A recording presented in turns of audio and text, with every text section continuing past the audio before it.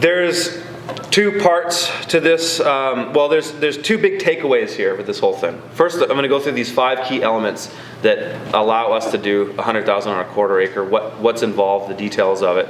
And then I'm going to talk about some of the base principles, which are fundamental to any operation, and you could be a cattle rancher here and listen to these base principles, and they would change your life, and they certainly changed mine. So first, the 5 key elements. So first element that's crucial to our operation, making 100,000 on a quarter acre, is that we're using season extension. You have to. And we're using a variety of different season extension, and I'm going to go through each of those in detail and show you some videos and look at the greenhouses and what types we're using and all that. But in a nutshell, we're using modular season extension, and then we're using more high-tech, capital-intensive season extension. You don't need to have both. You can do a bit of whatever works for you. The principle is season extension. This type of season extension, the year-round nursery greenhouse, allows us to do microgreens year-round without falter. Microgreens are 25% of our crop allocation. We're going to talk more about those specifically. And the caterpillar tunnels, which are the modular season extension that we can move around, gives us all kinds of optionality. I alluded to that a little bit in the last talk. But these things allow us to manipulate what's in the field to get the outcome that we want. And agriculture is about manipulating outcomes. We can take the best elements that exist in nature and apply them to agriculture, and that's important in organic agriculture. But really what it comes down to is we're manipulating the season to get the outcome, the desired outcome. And I'm going to show you different types of season extension in here. But I really think the caterpillar tunnel is the cat's meow with season extension. Like I've been using low tunnels for years. I've got all kinds of different high tunnels. Again, I'm going to show you all of them. But the caterpillar tunnel is like the best thing to just turn up the dial, because you can buy it in a kit and you don't have to spend the time to build it and tweak around with it. It's just get the kit and set it up. And we can set these up in an hour. In fact, it's not much more time to set up a 100-foot tunnel than it is a 50-foot tunnel. I've set up 100-foot tunnels. We did one in Tennessee a couple weeks ago. We had that thing up in an hour. So it takes 2 guys on our farm to do a 50-foot tunnel, a little bit less than an hour, but it happens quick. And there's just so many advantages to that, and we'll get more into that as we go through all this stuff. So season extension, absolutely paramount to us achieving these numbers. Couldn't be done without it. The other thing is that we're focused on a very specific selection of crops. Greens, microgreens, and baby root vegetables. That's how they break down. We're going to look at each of these crops. We're going to talk about nuances of the crops. We're going to get into all that detail. But the crop selection for us is very important. So your crop selection might be different. The important thing is that I'm focused on crops that deliver the highest returns in the least amount of time, with the least amount of land, with the least amount of inputs, that also have high demand, and I can grow them for a big chunk of the season. So that there, in a nutshell, is my CVR that I write about in my book. My crop value rating system is the 5 categories that I follow and choose the crops based on that. And the smaller the land you go, the more of those characteristics that you want. And on the larger the land you go, if you need to diversify your marketplace, which is often what's required with the bigger farm, then you can go a little bit lower on the scale. You can have a little bit more diversity. But even the best really diversified farms, like Jean Martin's new farm as an example, the bread and butter is still from this stuff. Like it's, and most market gardens too. Like salad mix for most market gardens, bio-intensive market gardens, are growing greens as their bread and butter. And then they have all the other crops as their diversity, as their, if you're at a farmer's market and you want to get a lot of foot traffic, you got to have some diversity, right? You want to try to be a one-stop shop to some degree. In my own little marketplace, I was able to find a niche, and I just was able to do 10 different things at a farmer's market, and that worked for me. But that doesn't work for everybody. So generally speaking, you want to have some crop diversity, but you want to identify what your bread and butter is, and then that's going to be the majority of your production and where you spend most of your efforts, and that's going to deliver the most amount of returns. So in this presentation, we're going to look at all these crops in detail. There's primarily 4 different types of greens that I grow: lettuce, spinach, arugula, baby kale. We're going to look at those.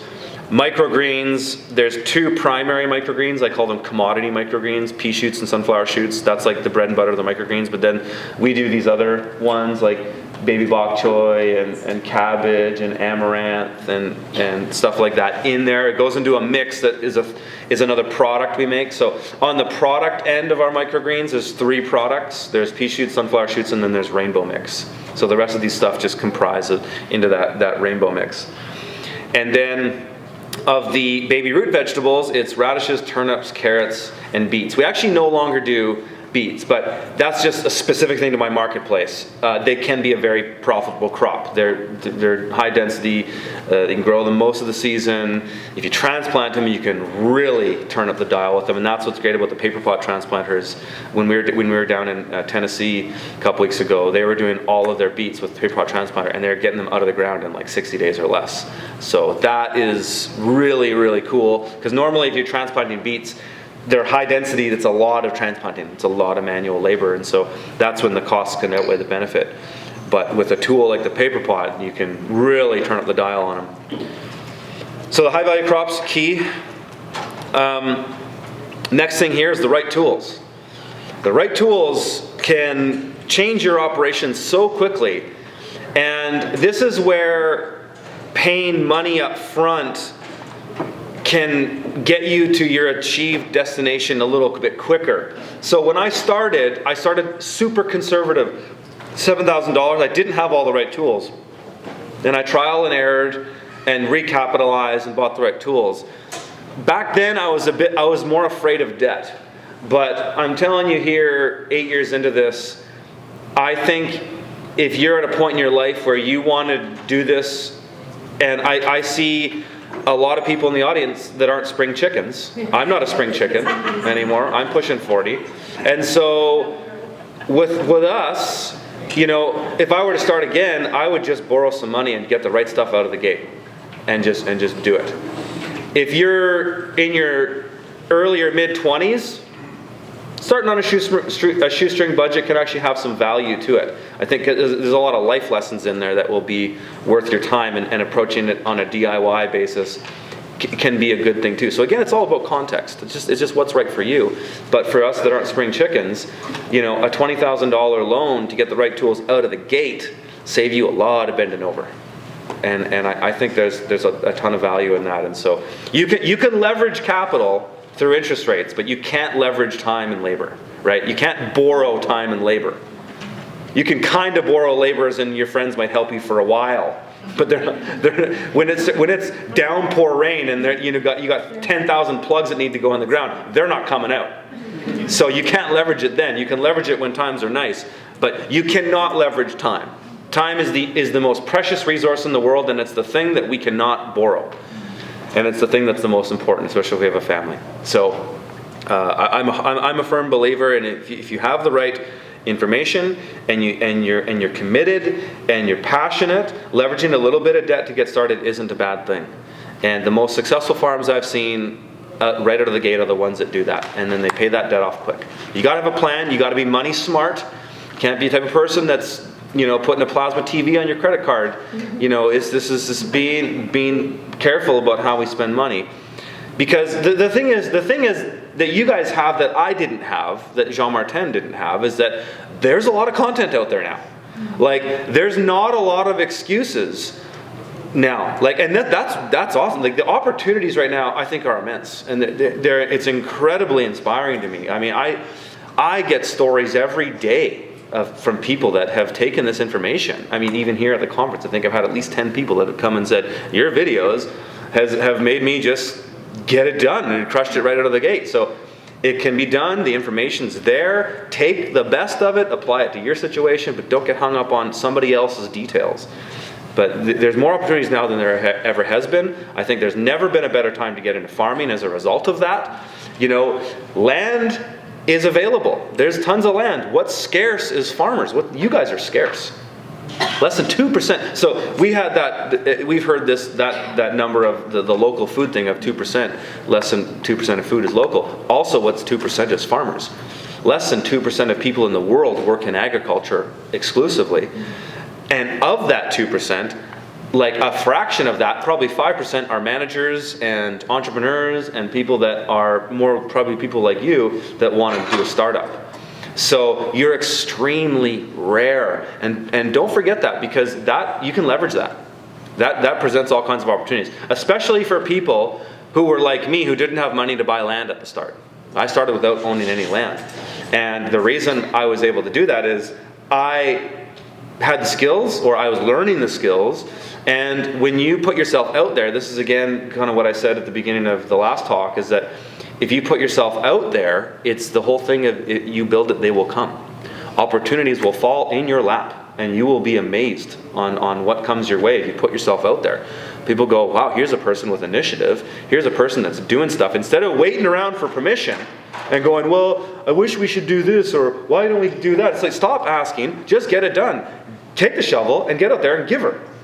And people will just see that your initiative, and you're going to make mistakes. You're going to do work that wasn't necessary, but just your work ethic is going to, you're going to build a church of people that are willing to help you and follow you and donate resources and time to you. So that's the most important thing about just getting started and stopping just waiting for the right opportunity, waiting for the right partner, waiting for the right land.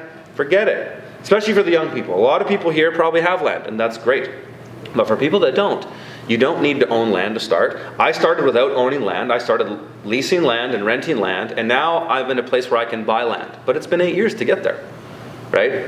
That's what I wanted at the beginning. I wanted to buy the land, but I couldn't get a mortgage back then. And especially agricultural loans are harder to get if you don't have experience.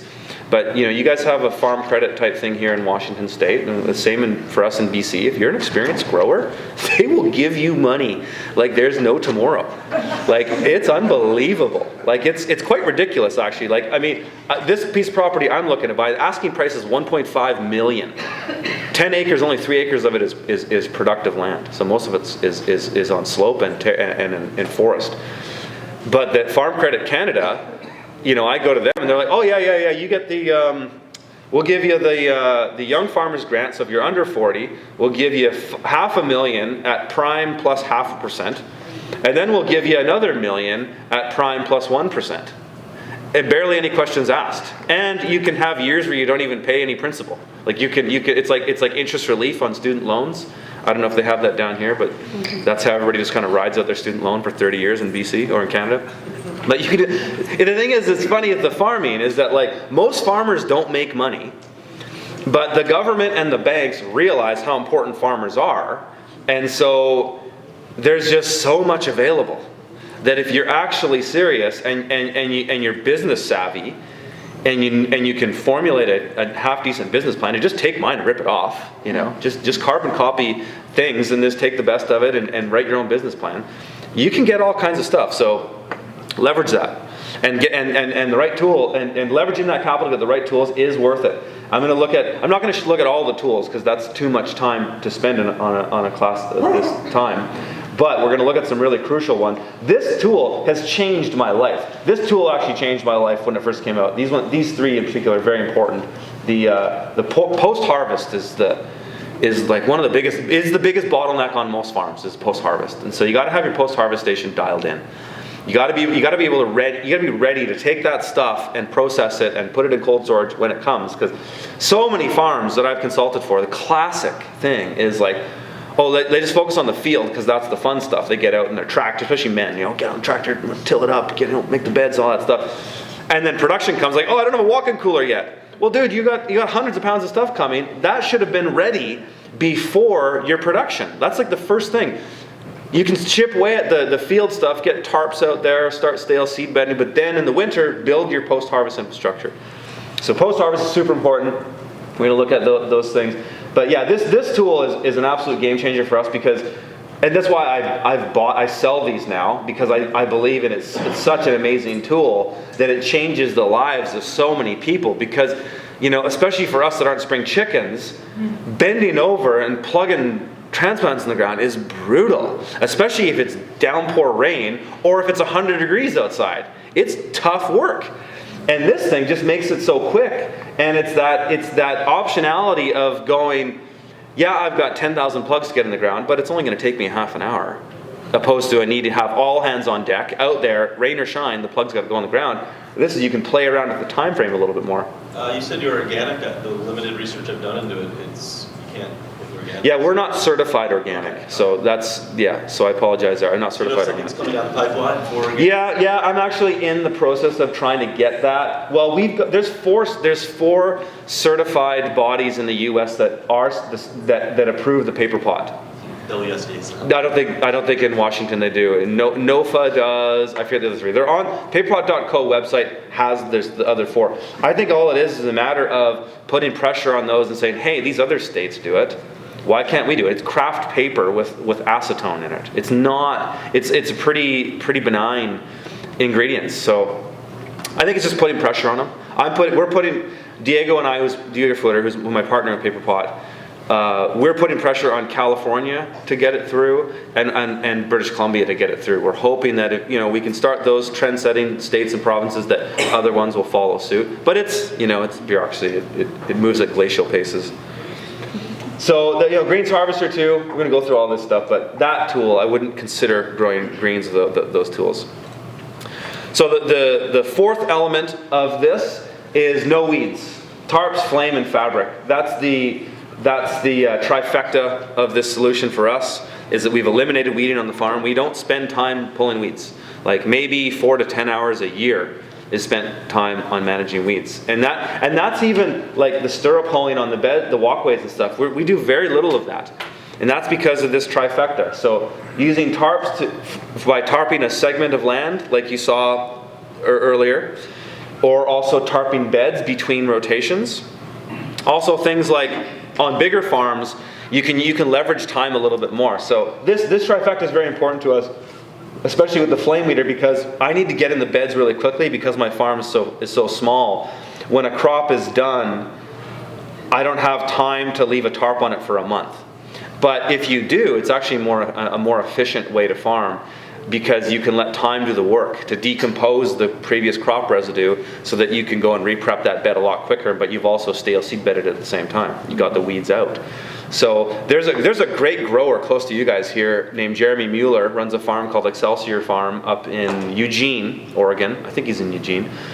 And I think he's about an acre of production, but his farm, and this guy does all the work in the field. He has 2 or 3 people to help him in the post-harvest, but he's a one-man show in the field. 1,000 pounds, his peak this summer was 1,100 pounds of greens a week, one person. So that's $8,000 of product on average per week by one person in the field. Yes, you need help on the post-harvest, but that can be part-time, that's easy labor. The field work is the skilled and tricky stuff. But he does that because a quarter to a half of his farm is in stale seed bed at any given time. So he's got it on blocks, so he plants in segments, so he'll plant out 10 beds at a time of a weekly amount of crop, and then those crops are harvested, then he tarps it for a month. And then he's on to the next succession. And so then he untarps those beds, and then he repreps them and plants them. So if you look at his farm on an aerial, it's really cool because it's just like there's always blocks of tarps, and people think if they don't know anything about what's happening, they go, well, that's kind of a waste of land. Wouldn't you want to have everything planted at once? No. You need to have succession, but you're letting time do the work, and that's what the tarps do.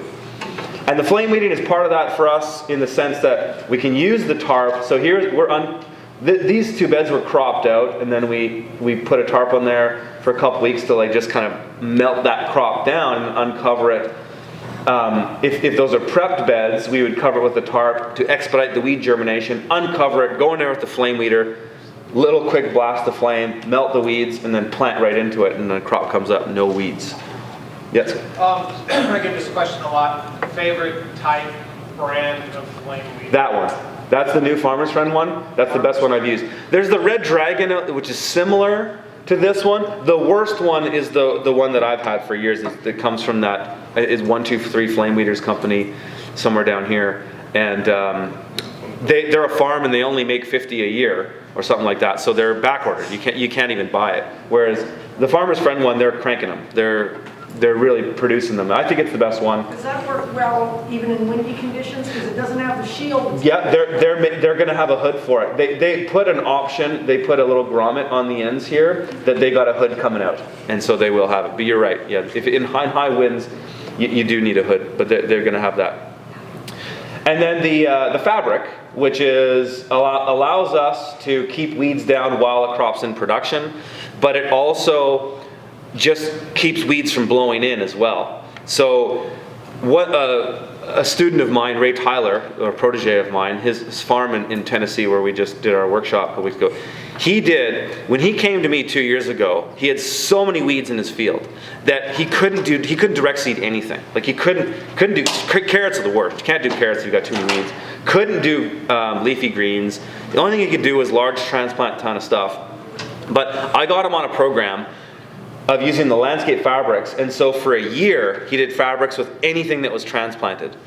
And so he was getting production while working out the weeds in the top layer, combination with a no-till or low tillage to keep the weeds in the top and working them out and not putting anything down or bringing anything up, because that's what happens when you rototill, is you bring up old weed seeds and you bring down new weeds. So it's a cycle that you need to break, and you can do that by using the fabrics. So after a year of doing fabrics, now they use the paper pot transplanter for most of their transplanting, and there's just no weeds. They've worked them out.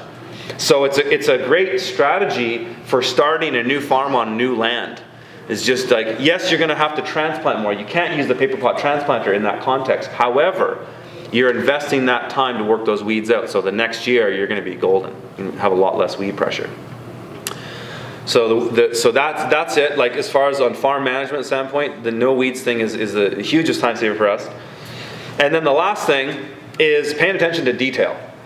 And we're gonna talk numbers. We're gonna talk like weekly production. I'm gonna take you through a season of a plot and show you like how I'm rotating crops and what it actually looks like when it's in high rotation. Like what crops am I rotating to? How are we getting these kind of numbers out of the beds? But the attention to detail for me has been the number one thing that's allowed me to really succeed at my farm, because there's an old saying. If you don't know where you're going, you don't know where you're. If you don't know where you've been, you don't know where you're going. And a lot of farmers are just shooting in the dark. Most business people are shooting in the dark. Most entrepreneurs. They don't track what's really working and what isn't. And this is so important. And that's why I tell people, get into using spreadsheets. I have the templates on my website. They're in my book. Use the spreadsheets. Track all the data, especially in the initial years. I mean, you always want to track what you've planted and where. That's important for many reasons, especially if you're certified organic. You need to know those kinds of things. You need to know what went into the soil and all that. You can do that in spreadsheets. But also tracking your experiences. Like this crop was planted here at this time and it was harvested at this time. Tracking your date to maturities is super key because they're continuously dynamic. Like nothing in the northern hemisphere is static as far as date to maturities. It's ever changing. If you plant spinach in March, it's a different date to maturity than if you plant it 3 weeks later. It's a different date to maturity 3 weeks later, and so on and so forth. There's the only time on a farm in our climate that's somewhat predictable is pretty much from June until 1st of September. That time frame, you can just turn and burn. You can just like plant a crop and expect it will be mature at a certain time. And so that's the easy part. The complicated part is the shoulder season, but that's where you make the money. Because this is a bell curve. We've all seen a bell curve, but this is how most farming seasons are laid out. Even with the best of season extension, you're going to have a bell curve. And so that period of time here, the opportunities are on the shoulders, on here. So if you can extend your date to maturity by modular season extension like caterpillar tunnels, by using more transplants, having things in a nursery for 3 weeks, and so they're in the field for 3 weeks minus, you can raise the bar there. And so with this bell curve, this bell curve is a combination of my last 3 years, and I'm going to break all these numbers down for you. It's all averages on what I've done for the last 3 years. Is like I still have the bell, but if I didn't have my season extension, this would be way more extreme. It would be like those 8 weeks in the middle are 50 times more than what it was in the previous 8 weeks. So your job as a farmer to push to push the boundaries is to just bring that shoulder season ever more up. And you can continuously do that. Whereas there's no more room, there's no more margin to increase production in the summer because everything's growing as fast as it possibly can, and you've got as much land occupied as you can. So there's nowhere to go there. But at the season extension stuff, that's where you go. And so we're going to break down these numbers. We're going to look at averages, and the other thing about this that's so important is like when you analyze data, especially in a form of when you put it in the form of a spreadsheet, you notice trends, and spotting trends is the best way to predict the future. And because a trend that happened this summer is most likely to happen next summer. Maybe a little bit different. It's not a guarantee, but it's most likely going to happen again. So if you can continuously monitor your data, you can constantly spot trends, take risks on things that you might think will happen, and more often than not, you'll knock it out of the park. Whereas if you're just shooting in the dark, you're just always scrambling. You don't know why things were really good at this time, and you don't really know why things were really bad at this time. Analyzing the data is going to give you a better way forward each year. And so for us now on the farm, like I don't even need to make a farm plan anymore because I just follow the roadmap of the previous year, tweak a few things here and there that were based on observation and recordings I made from the previous season, and then hope for a better outcome the next season. That's really what it comes down to. So that data is super key. Now, the base principles of all this, I alluded to it, talked a little bit about it in the class earlier there, the keynote there, is the Pareto principle. And it's such a important principle to understand in business, but it's also a really important principle to understand in life. But I'm not here to give you guys life lessons, I'm here to talk about farming. But it's this idea that 20% of causes will yield 80% of your effects. So the most common way of breaking that down that most people will understand is that if you run a farmer's market, you'll notice very quickly, even after 4 farmers markets, that you're going to have some returning customers. And those returning customers will be the ones that really spend the money. So it will literally break down to about 20% of your customers will spend 80% of the money at your stall.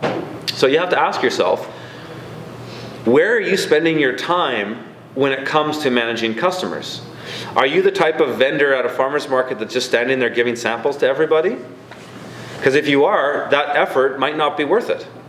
You might be better off learning the names of every single one of your best customers and talking to them and getting to know them as if you were their friends, because they should be your friends if they're buying from you and they like your product. They're probably people that you would share values with and enjoy shooting the shit with. So if you double down on those people, you'll continuously get better results. And this is the one thing that I see so many people fail at. They don't understand the Pareto. Is they're just always out there offering stuff to new customers. They're always just trying to get new customers. That's not the way that really successful businesses operate. Businesses like Amazon and all these top corporations base their business off returning customers. That's the business model. There's very few businesses that have a significant profit in new customers. There's certainly some, there definitely is, but majority are going to come from this way. So it's the same thing with products. 20% of your products will be 80% of your gross revenue. So what are those products? Figure that out right away. And I'm going to show you guys some charts in this where I basically every year I take all the crops that I grow, and then I put all the profit from each of those crops, and then I sort that sheet by that profit. And so all the crops that made 20,000, 10,000, 8,000, 5,000, they all sort to the top. And then everything else that made less than $1,000 or say 2,000 or less, you decide where the benchmark is. I analyze those ones and I go, okay, here, this crop only made $1,400 this year. Why is that? How many beds did I do? Okay, look back at my spreadsheets. Okay, we did 10 beds of that, and we only made $1,400. Well, that's not good. That means that we're on average only making $140 per crop on a 50-foot bed. That's not good. Okay, so let's scratch that next year. And then let's go back and look at the top of the list and go, okay, this crop here, we made $22,000 on this crop. Why did we do that? How many beds did we do? Okay, let's look at that. Okay, let's figure out an average per bed. Okay, that's really good. Then let's go further back into my sales records and go, when was the times that I was selling the most of that crop? What were the orders, and then what did I deliver? So let's look at the short. The short's really important. How much was ordered that week of that product? Let's just say, whatever product. 100 units were ordered. I delivered 80. Okay, I was 20 short. Okay, let's look at the shortage in the next following weeks. Okay, look at this. I was 10 short here. I was 30 short here. I was 40 short here. Why is that? Let's look at the production plan. So it's all about looking at information and then chasing it further down to dig out other information and then come to certain conclusions about that. I'm trying to tell you this on a base principles way, because I don't want you to get focused on the details of the crop. It's the principle of how to do it, because that information is going to lead you to different conclusions. Because in that example there, well, then it's easy. It's an easy decision. We produced $22,000 of this crop, and we were consistently short for these two months. So what am I going to do next year? Grow more of that stuff, right? And then on the opposite end of it, it's like, okay, well, this crop didn't produce that much. I composted a significant amount of it. And what am I going to do next year? And grow less of it or not grow it at all.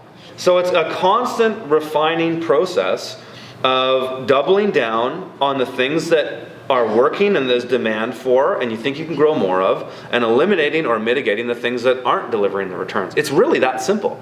If every business person or farmer did that like every year, you would have a lot more profitable business out there. But people, their ideology gets in the way, their favoritism to certain things get in the way. One or two customers tell you that, oh, you should grow purslane, and so you think you should grow purslane to please this one customer, but then they didn't even come to pick it up. I've done that many times. So it's easy to get derailed and distracted by people's passion, but it's really about looking at the numbers. And I do this every year. I got a sheet for you later that I'm going to show you on how I do it. So really, so it's that 20%. That's where you focus your effort, and then you mitigate or eliminate the other things. So concentrate your efforts. So on a customer basis, who are those customers? Restaurant customers, farmers market customers, distributor customers, grocery store customers. It doesn't matter. Who are those customers? Put them on a list, and you could do the same thing like I said with the crops with the customer. This customer, how much money did they spend? Okay, this customer spent 10 grand. Well, let's analyze that further. Let's go, how much time went into managing that customer? Just think, you might not, it's hard to log conversations with customers, but we remember conversations and experiences with people more than we remember like things in the field or stuff like that. So you can just think, okay, this customer was $10,000, and just think about all the times you had to talk to them in the season, and did they pay? Do they still owe you money? Things like that. Think about that kind of stuff. And then if the answer is that customer spent a lot of money, yes. That customer didn't really take that much effort to manage. They don't owe me any money at the end of the season. They paid all their bills. They're more or less a high spending and low maintenance customer. Now the next course of action is, what more value can I offer that customer? What else can I do for that customer? And then you make your way down the line and say, okay, this customer here only spent $2,000, but they text message me every day. And I always have to prod them to get paid. And they don't even spend that much money. So what am I going to do with them next year? I'm just not going to call them. Just forget it. This is a waste of time. At the beginning, you kind of want to say yes to everybody. But I'm telling you, if you double down on your customers and eliminate the ones that aren't yielding, very quickly your life is going to be a lot easier and you're going to be counting the money. I'm telling you. It feels weird at first to just drop customers, but the power of saying no is incredibly powerful. And we've done that. I'll give you one example too. A customer of mine, he's a distributor, so he buys stuff from local growers in the Okanagan, and then he sells it to like super high-end restaurants in the Rocky Mountains. And he's got a lot of customers. And we're friends. We get together for a couple drinks every now and then, especially in the off season. And last year we were hanging out, and he was just talking about all the stress, like he's owed so much money and all this stuff. And I was like, dude, why don't you just double down on everybody else and drop? And I basically explained this thing to him, and so he did it. He dropped 20 customers this year, which is a lot. But he came back, and he was the most stressed I'd ever seen him last year. And he owed me a lot of money. He always settles up eventually, but he was really backed up in payments because he was waiting on a lot of money. It's just a big string of people leveraging debt on somebody else's back, right? That's the thing with restaurants. It can be risky. But he came back to me this year and was like, I had weekends off. I didn't work more than 40 hours. We made more money this year than we did last year, and I worked at least 20 hours less. Like, I'm telling you, that works. Is like really identify who your customers are and put a number to it. You do the same thing in the field. What are the things that we did in the field that we spent the most amount of time on that delivered the most amount of results or the least amount of results? Do more of that stuff and less of the other stuff, or find ways to mitigate or eliminate it. And then that's where this comes in, is that other 80%. It's streamline it, because some things, some customers, some products you have to do, right? We can't like literally do the 80-20 across the board. There's some things you have to do. There's some products you have to carry. If you're at a farmer's market, there's some things you have to get people to your table. But it's like, do those in isolated areas, do very little of them, put very little effort into them. Use landscape fabric, find ways so that crop doesn't become a lot of work, so you can have the crop on the table, but really you're concentrating your effort on the things that are delivering the returns. Another aspect of this that I didn't talk about was on the customer side is the R&D. So you've heard of focus groups in marketing, right? Like, so Coca-Cola's got a new garbage flavored soda, and they want to test the product, and so they get a focus group in a room, and they give them samples, and they get information from them. So that's like a specific isolated example. We all have a focus group at our fingertips every day. They're called our best customers. That's your built-in focus group that pays you to do research and development. So again, it's doubling down on the customers, the good ones. Know everything about them. When they, hey John, how you doing? How are the kids? Talk to people, get to know people, build relationships. Then, when those customers come, give them free stuff. Hey, check this out. We're trying this new salad mix. I want you to try it. Here's a free bag. Take it to your wife. Let me know what you think. That kind of stuff. Restaurants you can do that with. Even CSA customers you can do that. Give them free stuff. Give them opportunities to have a window into what you're doing, and they will deliver. Whereas giving free samples out to random people that you don't know is a shot in the dark. And they have nothing invested in you. But if that customer comes to your stand every week, they have a lot invested in you, right? There's a lot of social equity there. That's a form of capital. That's probably the most important one. Is we can count dollars and cents and measure that, but relationships are really what is the fabric of human society. And so if we can leverage those relationships, there's so many things that come out of them. And that's been, for us, my farm is entirely based on what my best customers want. That's it. And that's what is delivering the returns. So use those people as your research and development focus group. So get rid of, mitigate, eliminate the other things. Hasten them, This is where the right tools can come into play here, the right equipment, improving techniques, making things lean, cutting out transit times. We're gonna get into all that kind of stuff in detail. But you can't necessarily drop the 80%. You can for some of it, but you've got to just look at those 4 things there. The other part of this 80% idea is effectiveness. Where is the optimum effectiveness? Many of us are perfectionists. Many of us want to do everything perfect all the time. But the thing with perfection is it's completely subjective, right? Like, okay, that looks like the perfect bag of salad to me, but somebody else might have a different opinion. So if you understand that things are totally subjective, you can be a little bit more carefree about it. It's like, what's the good enough point? What's the good enough thing for a task or a product? Where is it good enough? Because you can ask somebody, what do you think of this product? And you know that you've done a relatively good job. It might not be perfect. Most people will say, yeah, I like that. That's good.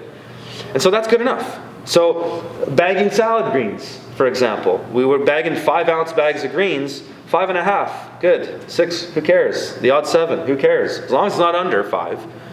I don't care. As long as I'm not consistently going way over and using more product, burning through more product than I have, who cares? right? What's good enough? What's good enough for the customer to say, I like that product, I would buy it again?